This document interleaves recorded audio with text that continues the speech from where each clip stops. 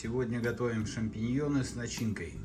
Грибы тщательно промываем, чистим и отделяем ножки от шляпок. Грибы желательно брать крупными, так меньше заморочек с чисткой грибов, да и начинки будет больше. Для начинки нам понадобится мясо, у меня куриная грудка отварная, вареные яйца, помидор, лук репчатый, сметана, укроп, тертый сыр и приправки.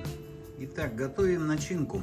Для этого мелко нарезаем наше мясо, трем на мелкой терке вареные яйца, мелко шинкуем лук, мелко нарезаем помидор как можно мельче. А также наши ножки от грибов также мелко шинкуем. Итак, мы мелко накрошили наши продукты для начинки. Конечно, работа такая кропотливая. Все аккуратненько смешиваем, добавляем сметанки, подсаливаем и фаршируем наши шляпки грибные.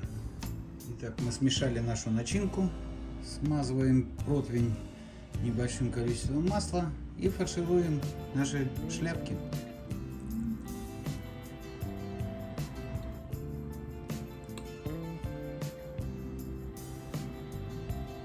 И посыпаем сверху тертым сыром.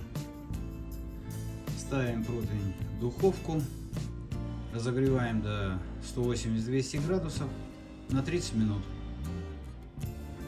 Так, друзья, у нас прошло полчасика, грибы наши готовы, будем пробовать. Этим рецептом со мной поделилась моя сестренка, спасибо ей. Пробуем. Ну что, друзья,